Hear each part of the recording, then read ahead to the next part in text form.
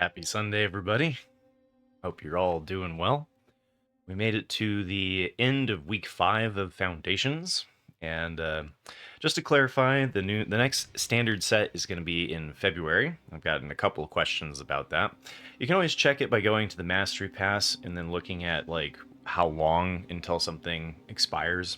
So you can like just go here and then spend orbs, and this will tell you how long you have to complete the mastery track and how long it is until the next standard main set. Now, we are going to be getting a set in January that is the Innistrad set, and that's going to be kind of like the Pioneers remastered set. Like, it's not going to be...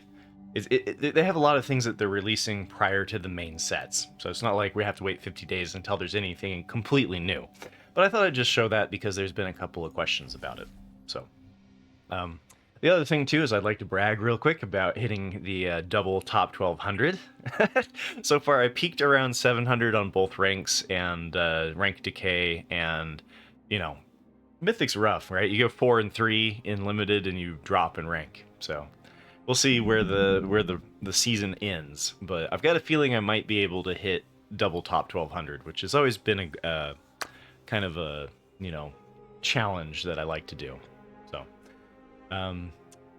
but the whole point of this rambling talk here is not to talk about my Mythic rank, but instead to talk about Magic the Gathering decks, which is one of my favorite things to do.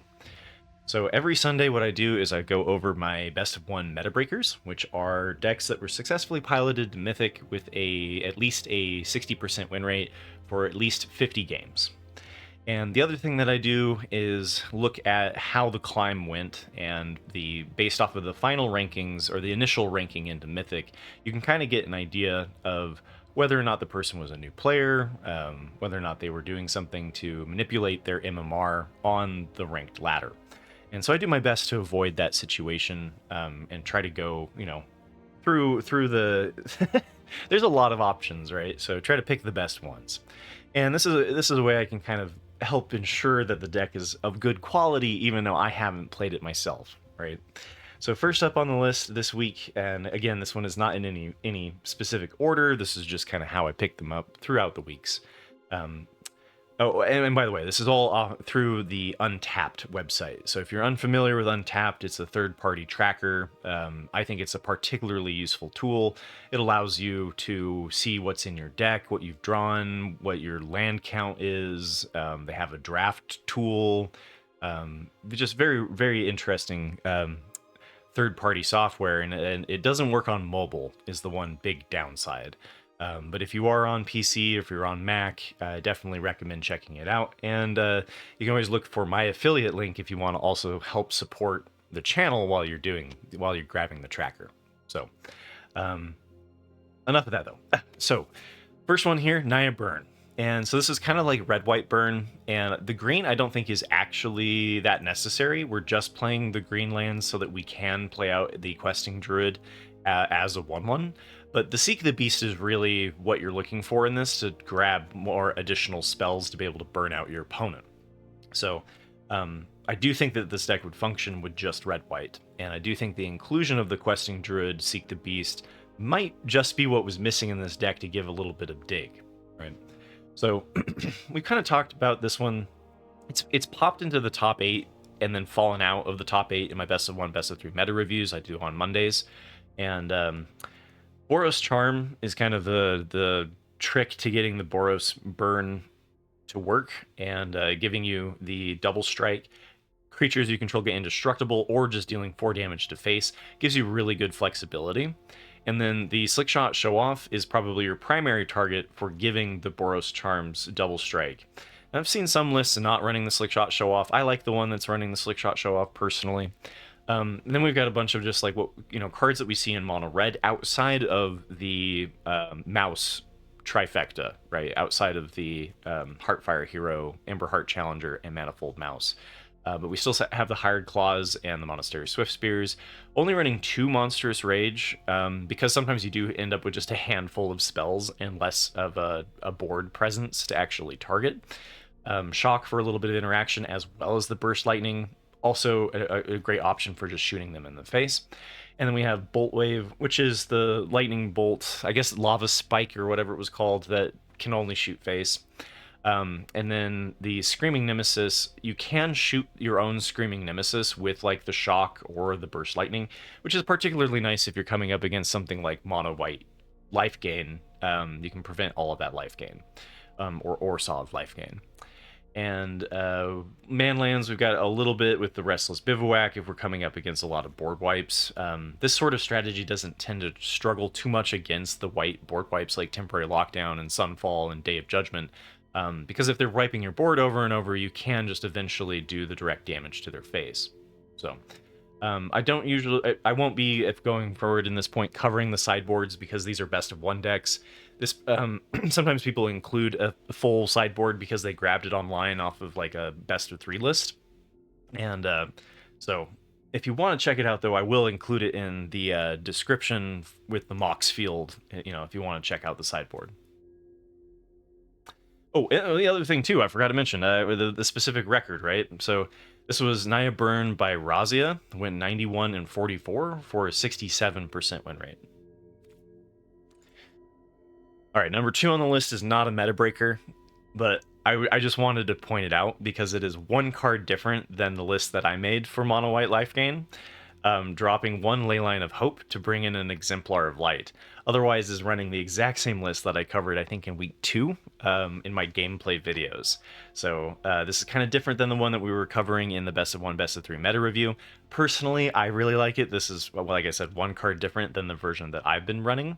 And I do like the higher land count if you're going to bring in the Fountain Ports to synergize with giving the Essence Channeler the Flying and Vigilance on your turn by paying the 1 life to create the token. I think it's some really cool synergies, and personally I haven't found this deck really needing the Cat Collector and the Enduring Courage, or the White Enduring, for the card draw. And the Exemplar of Light, I guess, gives you a little bit more card draw in this archetype. I don't know. I like having 4 ley lines because I mulligan pretty hard to have a ley line in my opening hand in this archetype. To an extent, you definitely don't need it. But all of the little, go wides synergies into the Knight Errant of Eos, you can even play the Leyline of Hope later in the game because of how much life gain there is as just a +2/+2 anthem, right? Pumps your entire board after going wide, and then the Knight Errant of Eos gives you the really good dig. So, if you're going to go for the card draw, you would drop the Knight Errant of Eos. This is kind of replacing that, if that makes sense. And then, this strategy is particularly well positioned in the meta right now, is another reason why I wanted to talk about it, because the meta's majority made up of mono red, Boros Auras, and mono black. And so if you can beat all 3 of those strategies, which this deck does, it classifies pretty well, in my opinion, as a meta breaker, although we do talk about it in the top 8. And because it gains too much life for mono red. It's kind of a coin flip depending on who gets the Sheltered by Ghosts first against Boros Auras. But you can gain an edge on Boros Auras with the Leyline of Hope. And then against mono black, you have the go wide strategy of kind of refueling your hand over their 1-for-1. So it is definitely not just a guaranteed win against mono black. It can struggle with certain opening hands, so you kind of have to think through that one a little bit. But yeah, overall, just really, really excited to see a list that was very similar to the one that I built, classifying in, meeting my criteria. So this is more of a shout out to Mono White Life Gain by T-Gen, and I don't know if you saw it from me or if you just built the same deck. It definitely happens, and anyway, exciting to see. All right, now back to actual meta breakers. So the third one I'd like to talk about is Simic Tempo, or Simic Beanstalk, or Simic Crabs, whatever you want to call this strategy. It's a relatively cheap budget option. I think it's particularly appealing to people who are on a budget. The lands make it, I guess, a little bit expensive, but compared to some, I don't think there's a single Mythic in this list, right?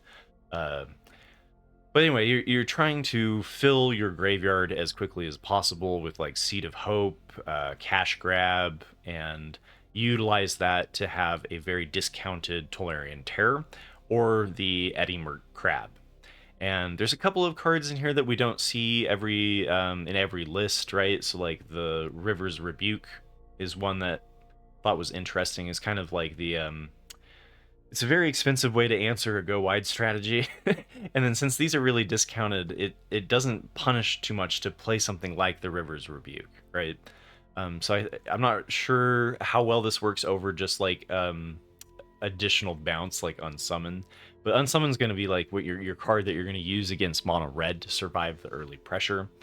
And then, yeah, you got the Storm Chaser's Talent, which we've talked about throughout the weeks, which gives you this loop with the this town ain't big enough, where you can just infinitely replay the Storm Chaser's Talent, and then on level 2, get this back to your hand. So it's kind of fun if you get them down to one single thing, you can just bounce it over and over each turn. And you know, you can pop off with this deck. You can get like several crabs down on a Tolarian Terror and hit for 15 damage on turn 3, turn 4, turn 5. Maybe turn 3 is a little too soon. But anyway, if you haven't checked this one out, it's a pretty fun deck. I like the direction that they took it in. So this was Simic Tempo by Green Mario, went 85 and 48 for a 64% win rate. And another one that we talk about throughout the weeks in the Meta Breakers, but not in the Best of One meta review, is Azorius Control.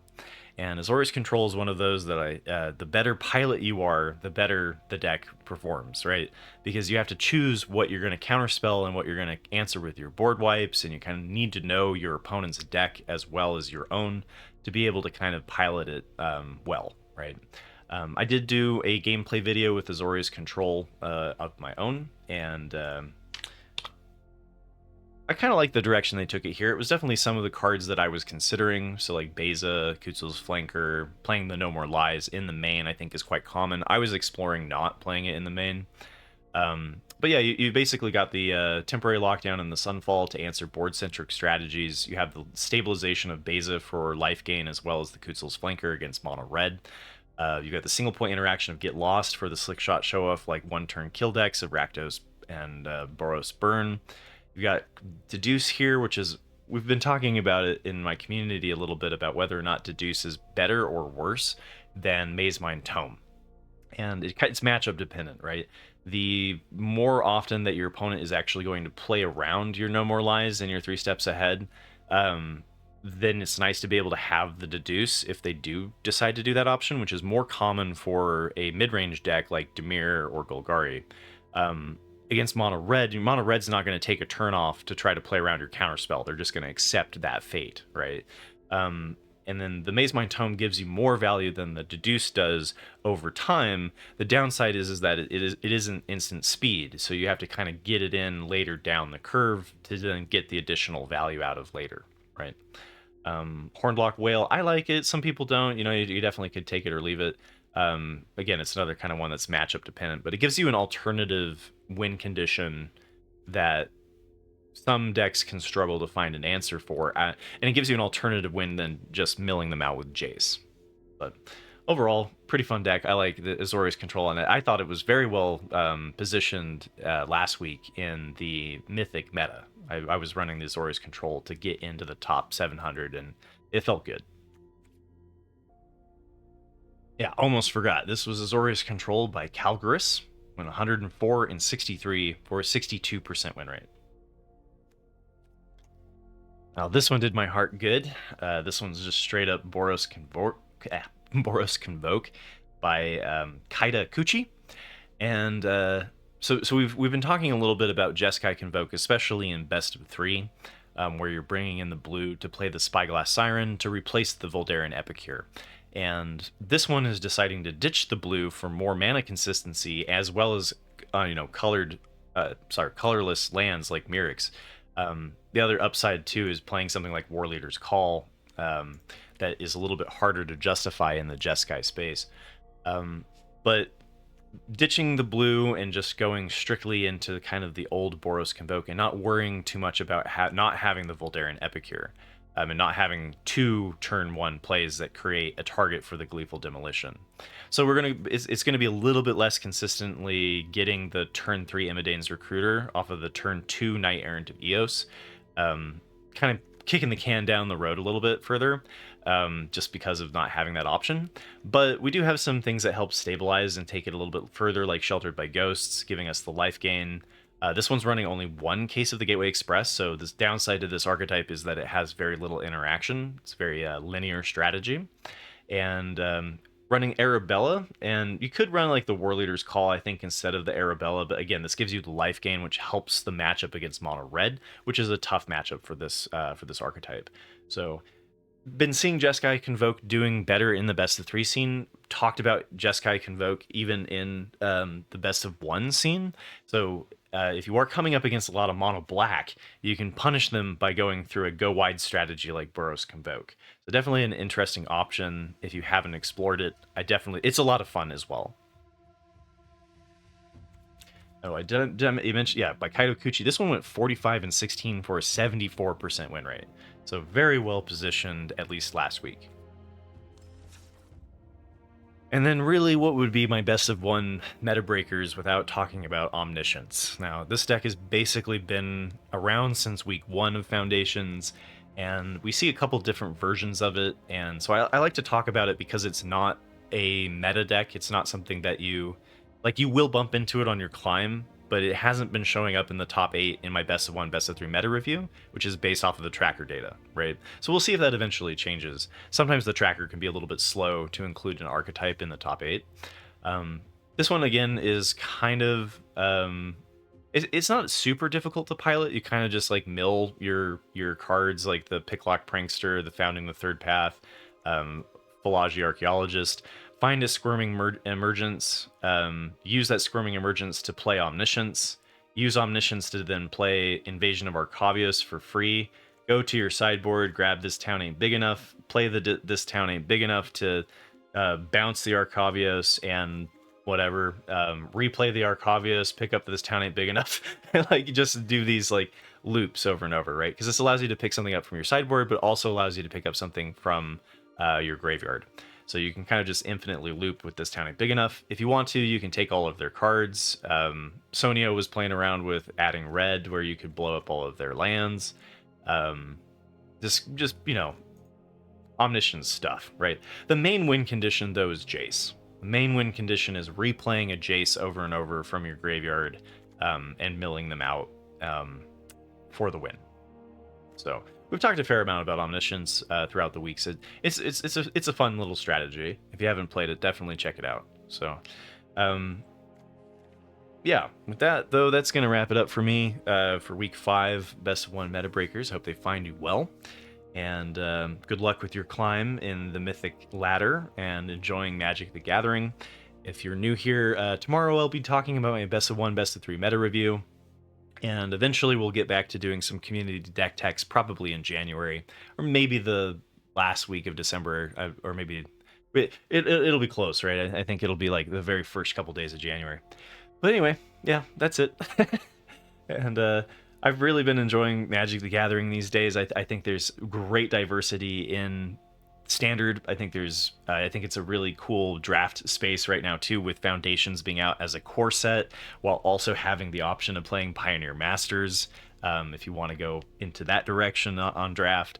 And it's been really just fun, and you know, the community's growing. So thank you all for being a part of it. And yeah, take care, everybody. I'll see you tomorrow. Oh, I almost forgot that. So Omniscience here was by M. Werneck and went 60 and 36 for 63%. And the other thing too is I would like to give a shout out and an appreciation to Strider Rules for becoming a YouTube member. Thank you for the support. I really appreciate it. It helps me stay motivated to keep doing these things, and I just wanted to say thank you. I almost completely spaced it because keeping track of everything is difficult. But anyway, thank you and happy holidays.